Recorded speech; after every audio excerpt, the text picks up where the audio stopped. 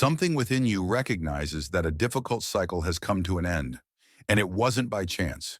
You made the conscious decision to break free from the toxic patterns that have been passed down through your lineage. This choice required sacrifice, tears, and the determination to no longer carry the burdens your family has endured for generations. Now take at least 12 minutes to confirm you're truly ready. Like, subscribe, and comment 77 foot as a sign to the universe that you're open. Then, in your own natural voice, leave another comment, ready for what's next to activate immediate benefits and step into a new phase of transformation. Chapter 1. You saw a broken path in your family's past and decided to heal instead. You recognized long ago that your family's habits and beliefs were wounded. Maybe you saw repeated cycles of violence, abuse, or stifling limitation. You tried to ignore it at first, telling yourself it wasn't that bad. Yet the truth weighed on your mind. Something kept nagging. This is not how you want to live. And you were right. God blessed you with an eye that can see beyond the illusions that trapped your ancestors. You glimpsed the root cause, a generational curse or a pattern of toxic coping, and you vowed not to pass it on. Deep inside, you understood that if you didn't stand up, the cycle would repeat endlessly, harming the next generation just as it had harmed you. So you took steps others in your lineage never dared. You dared to question why certain behaviors were accepted as normal, dared to confront family members who insisted you just go along. That took courage. It also took heartbreak as you felt misunderstood. Some relatives accused you of thinking you were better than them or of betraying the family. You questioned your sanity at times, wondering if your intuition was leading you astray.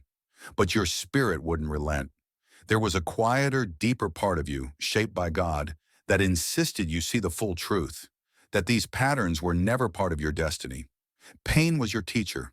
You observed how the same patterns of abuse or fear repeated across multiple relatives, each generation slightly heavier.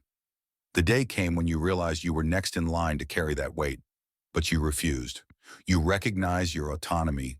Perhaps you left a home environment riddled with negativity. Perhaps you got therapy or immersed yourself in spiritual practices that revealed a new way of living. People said, nobody in this family does that, and that only fueled your determination. Chosen ones exist to break the mold, to challenge illusions, no matter how deeply embedded. With each boundary you set, each conversation you stirred, you hammered a crack in the generational cage. You demanded better for yourself and your potential children or younger siblings who might look up to you. That's how you wrote your destiny, by seeing the pattern, naming it as harmful, and insisting on a different path. The cost was high.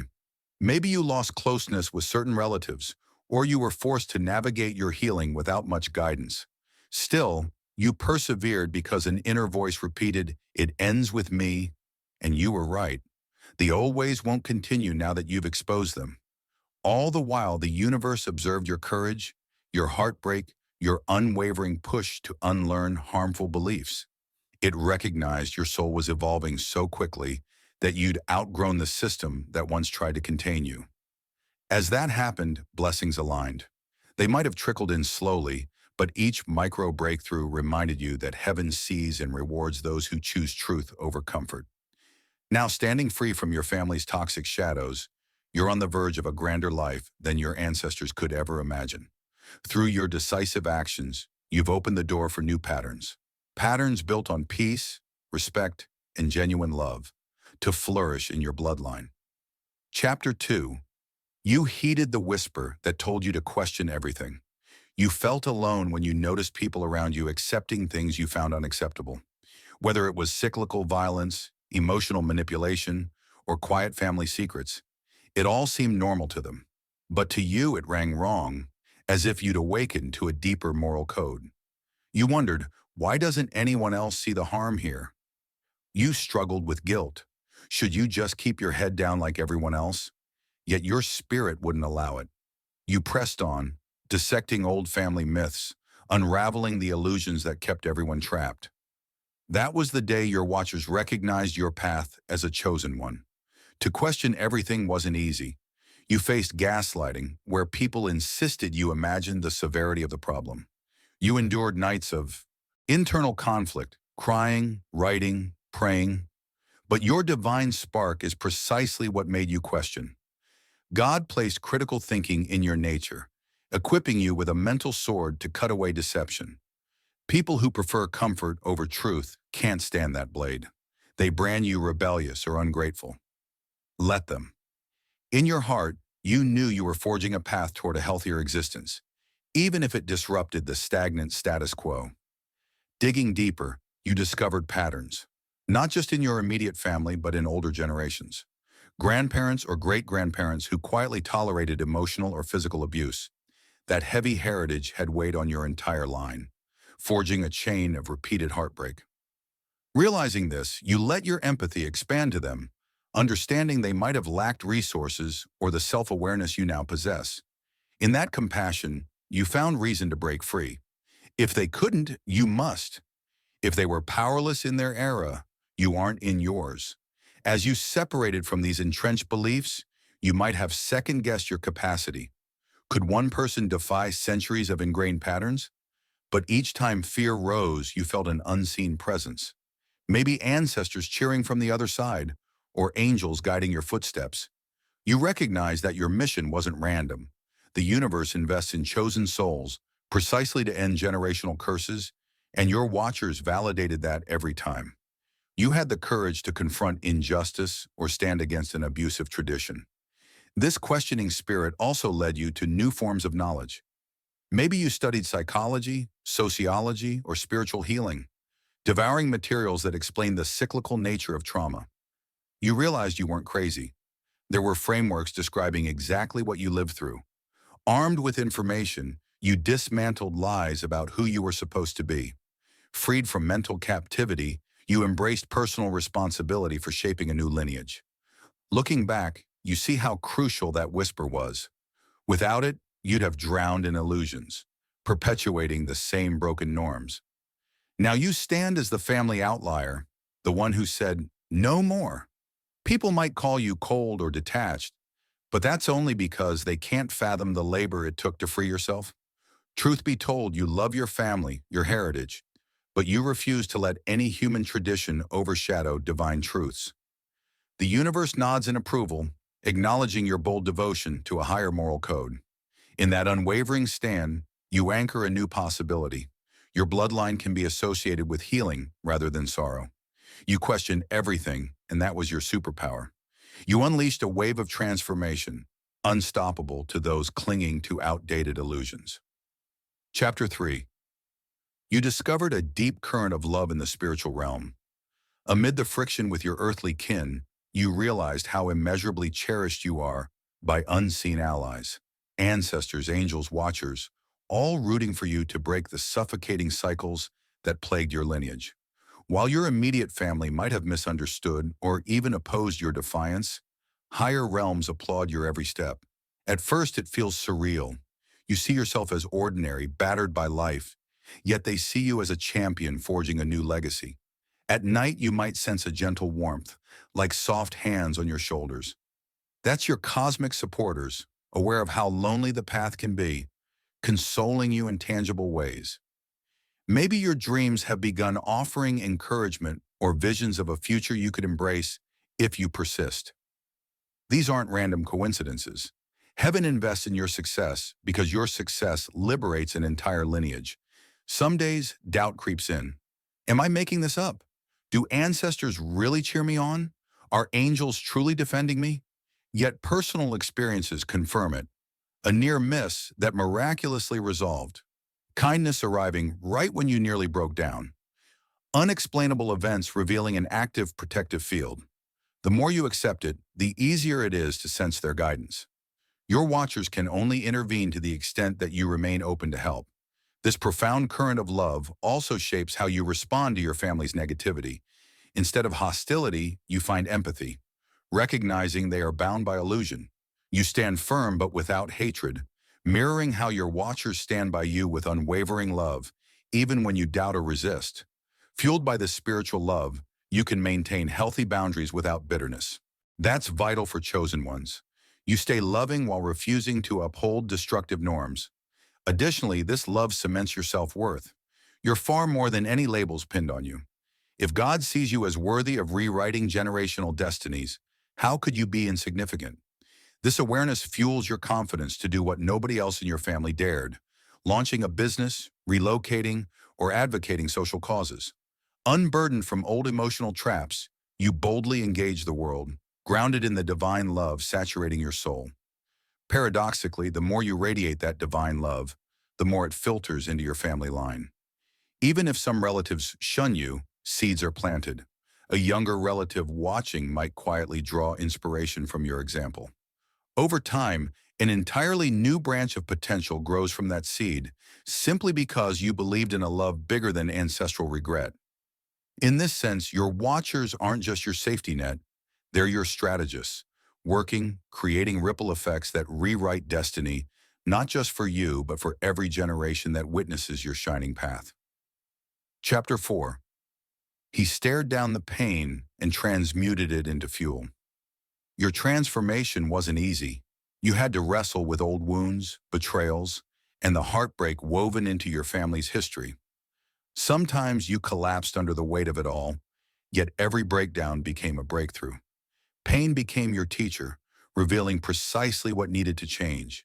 Instead of letting it crush you, you turned it into rocket fuel to escape the low ceiling that trapped generations.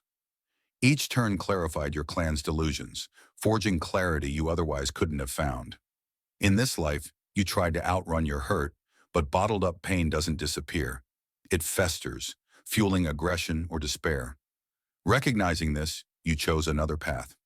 Facing your anguish head-on, you might have pursued therapy, devoured self-help books, or embraced prayer, meditation, and journaling. Each tool chipped away at the poison you'd inherited. Ironically, the greatest agony became your doorway to empathy. By confronting your own suffering, you sharpened your ability to sense others' pain, an empathy your family may have lacked for generations. This alchemy, converting pain into empathy, was the key to ending destructive cycles. If your ancestors coped by normalizing abuse or bearing trauma, you refused to follow that script. You confronted it, let it reshape your heart, and found potential blessings where your lineage saw only curses. It wasn't a single event, but a daily practice. Admitting your hurts, naming your triggers, and charging forward to break free. Repetition became the formula for rewriting destiny. You may have tried sharing insights with relatives, showing how facing hidden pain could free them from generational curses. Some dismissed you, unwilling to remove decades-old thorns. You realized your role wasn't to force their enlightenment, but to lead by example. So you focused on your own healing, modeling a new norm built on love, honesty, and healthy boundaries instead of shame and silence. Over time, you noticed how far you'd come. Old triggers lost their power. Your family's usual coping mechanisms, yelling, blame, denial, clashed with your new mindset. You were forever changed from within, and no one could force you back into your old shape. This metamorphosis is genuine, grounded in self-awareness and bold confrontation with pain. That's how you rewrote your family line, through a fierce willingness to transform pain rather than pass it on. Rather than becoming another link in the chain, you became the breakpoint. People might admire your resilience, but you know it isn't magic. It's the harvest of every tear shed, every step into unknown emotional territory. Freed from old illusions, your spirit soared to new heights, driving you to keep turning negativity into empathy, heartbreak into wisdom, ensuring your family's cycle of toxicity truly ends with you. Chapter 5. You created a path of healthy boundaries and genuine acceptance. Once you saw the old patterns and faced your heartbreak, the next critical move was setting firm boundaries that once felt impossible. In your lineage, lines were blurred and guilt was used to keep control. Breaking that cycle demanded a radical shift in how you say no, how you shield your emotional sanctuary, and how you define loyalty. At first, it felt alien to resist family habits, like tolerating gossip or absorbing abuse for the sake of peace. But true unity can't grow on smothered pain.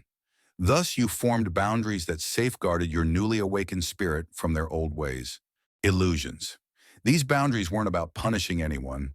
They were about preserving the environment where your soul thrives. You stopped over-explaining yourself to unsupportive relatives. Each time you tried, they used it to twist or tear down your boundaries. Instead, you offered concise, firm statements, refusing drawn-out debates. To those who thrived on drama, you became dull, and that was a win.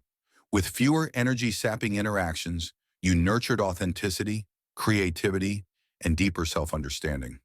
Simultaneously, you found or attracted relationships that honored these boundaries. Your watchers guided you to like-minded friends or mentors who appreciated your new approach. They admired how you formed a healthy identity apart from generational baggage. Their acceptance showed you the contrast between false loyalty and genuine connection.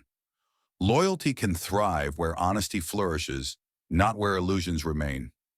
Free from the compulsion to conform to manipulative norms, you learn that real bonds arise when everyone respects each other's lines in the sand.